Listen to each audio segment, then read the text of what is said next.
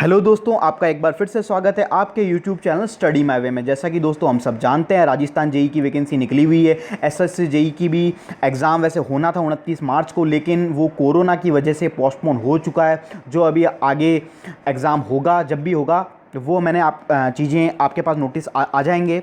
तो दोस्तों, तो अभी दो बहुत ही बड़ी वैकेंसीज़ आई हुई है, चाहे मैं बात करूं इलेक्ट्रिकल के लिए, चाहे मैं बात करूं सिविल के लिए, और चाहे मैं बात करूं मैकेनिकल के लिए। ये जो तीनों ही कैटेगरी है इंजीनियरिंग की, इन तीनों ही ब्रांचों के लिए ये वैकेंसी निकली हुई है। स्पेशली अगर मैं बात करूं सिविल इंजीनियरिंग के लिए, जो बम्पर वैकेंसी निकली है राजस्थान जेई में और एसएससी जेई में, तो जैसे हर साल सेंटर की आती ही है सिविल इंजीनियरिंग के लिए, लेकिन इलेक्ट्रिकल और मैकेनिकल के लिए भी डिसेंट वैकेंसी निकली हुई है एसएससी। तो सबसे बड़ा क्वेश्चन जो स्टूडेंट्स के बीच अराइज हो रहा है कि सर, मैं राजस्थान जेई के लिए प्रिपेयर करूं जो काफ़ी सालों बाद आई है, बहुत ही अच्छी वैकेंसी 1000 प्लस, या फिर सर मैं सेंटर की वैकेंसी जो हर साल आती है एसएससी जेई, जैसे अभी लास्ट ईयर बात करूं तो 1600 के लमसम वैकेंसी आई थी, है ना। उसमें बात करें अपन 1200-1300 वैकेंसी सिविल की थी, है ना। तो ये सबसे बड़ा क्वेश्चन अराइज हो रहा है कि सर मैं राजस्थान जेई के लिए प्रिपेयर करूं डेडिकेटेडली या एसएससी जेई के लिए प्रिपेयर करूं। तो दोस्तों, ये जो आपका डाउट है बहुत ही वाजिब डाउट है और आना बहुत ही लाजमी है, बहुत ही कॉमन चीज़ है ना। तो अपन इसी से रिलेटेड आज इस डाउट को मैं आपको इस वीडियो के थ्रू पूरा का पूरा क्लियर कर दूंगा कि आपको स्टूडेंट को किस एग्ज़ाम के लिए प्रिपेयर करना है, या किसके लिए करना चाहिए, या किसके लिए नहीं करना चाहिए। तो अपन चलते हैं आगे वीडियो में, है ना दोस्तों। और दोस्तों, अगर आपको ये वीडियो अच्छा लगता है तो प्लीज़ यार इसे लाइक कीजिए और चैनल को सब्सक्राइब कर लीजिए, ताकि आपको ऐसे अच्छे वीडियोस मिलते रहें, है ना। अब बात करते हैं सबसे पहले इस क्वेश्चन को, इसका सॉल्यूशन पे जाने से पहले इस बेसिक चीज़ों पर जाएंगे, एसएससी जेई और राजस्थान जेई। तो दोस्तों, अगर मैं बात करूं जो अभी एसएससी जेई की मैं बात करूं, तो सबसे पहले उसमें प्री होगा। अगर मैं ये सब आपको पता है कि प्री होगा, टोटल मार्क्स सबको पता है कितने होंगे, 200 मार्क्स का पेपर होगा, ठीक है। और अगर मैं बात करूं इसके अंदर कितने सेक्शन है दोस्तों, 4 सेक्शन है ना। इसमें 4 सेक्शन है ना।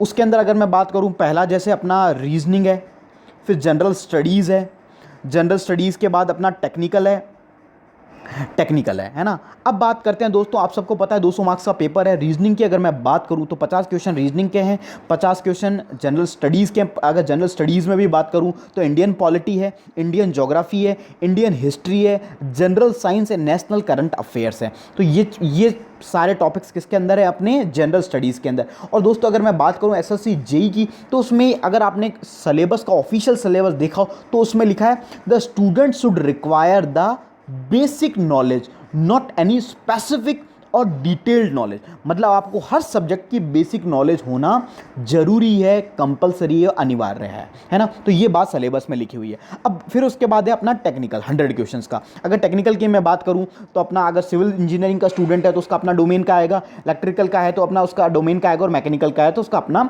डोमेन का पेपर आता है, ठीक है। तो ये बात हुई अपनी एसएससी जेई की।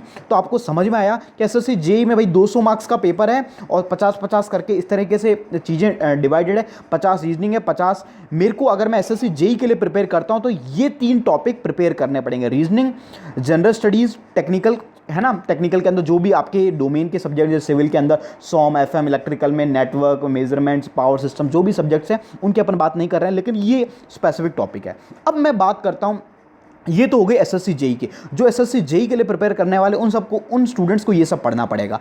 अब अगर मैं आगे बात करूं राजस्थान जेई की, अगर मैं बात करूं दोस्तों, राजस्थान जेई का ऑफिशियल सिलेबस अभी तक रिलीज नहीं किया गया है। दोस्तों, आपको शायद पता भी होगा कि ऐसा सुनने में आया है और ऐसा होगा भी कि राजस्थान जेई का जो एप्लीकेशन फॉर्म है वापस रीओपन किए जाएंगे, क्योंकि कुछ students due to the corona, क्योंकि कोरोना वायरस 22 मार्च को लॉकडाउन की वजह से कुछ स्टूडेंट्स, कहीं नेट की कोई कर्फ्यू वगैरह लग गया था तो ऐसी प्रॉब्लम्स आई थी, तो कुछ स्टूडेंट्स नहीं फिलअप कर पाए थे। तो आप टेंशन मत लीजिए, उसका भी फॉर्म जल्दी से रीओपन होगा। तो अभी तक अगर मैं बात करूं जेई के एग्जाम का कोई भी ऑफिशियल सिलेबस रिलीज नहीं किया गया है, लेकिन मोस्ट प्रोबेबली मैंने आपको पहले भी कुछ वीडियोस में बताया है, जो सिलेबस रहने वाला है वो यही रहने वाला है कि उसके अंदर शॉर्ट सी बात है, इंजीनियरिंग का एग्जाम है तो टेक्निकल आने वाला है और एक पोर्शन नॉन टेक का आने वाला है ना। जितने अगर मैं बात करूं 60% प्रिफरेबली 60% टेक्निकल आएगा, है ना। अभी तो ऑफिशियल नहीं है, लेकिन जितना पता है, जितना पता चला है, और 40% प्रीफरेबली नॉन टेक्निकल आएगा, ठीक है। तो अगर मैं बात करूं तो अगर बात करूं मैं टेक्निकल की दोस्तों, किसकी मैं बात कर रहा हूं, राजस्थान जेईई के अंदर टेक्निकल की, तो जो टेक्निकल का सिलेबस रहने वाला है, जो सब्जेक्ट्स आप एसएससी जेईई के अंदर पढ़ते हो, जैसे सिविल की बात करूं, चाहे इलेक्ट्रिकल की बात करूं, जैसे सिविल में 8-9 सब्जेक्ट्स हैं, है ना, और इलेक्ट्रिकल में 5-7 सब्जेक्ट्स हैं, मैकेनिकल के अंदर जो भी सब्जेक्ट एग्जैक्टली वो सिमिलर सब्जेक्ट आपको टेक्निकल के अंदर पढ़ने हैं राजस्थान जेईई के लिए। तो अगर आप एसएससी जेईई के लिए पढ़ रहे हो, सपोज आपने एसएससी जेईई के लिए प्रिपेयर कर रहे हो, तो आपका जो टेक्निकल पोर्शन है राजस्थान जेईई के लिए वो ऑलरेडी कवर हो जाएगा।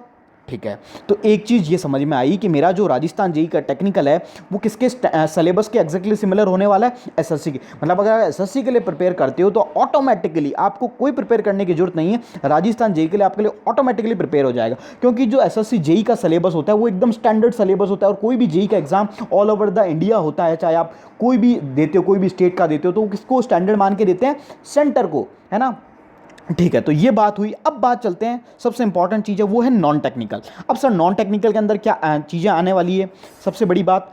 अब मैं बात करूँ नॉन टेक्निकल, जो एक मेजर रोल प्ले करेगा राजस्थान जेईई के अंदर, 40% आने वाला है किससे, नॉन टेक्निकल। अगर मैं बात करूँ नॉन टेक्निकल के अंदर, तो इसके अंदर ऑफकोर्स इंडियन जीएस बिल्कुल आएगा। क्या आएगा आपका, इंडियन जीएस बिल्कुल आएगा ही आएगा।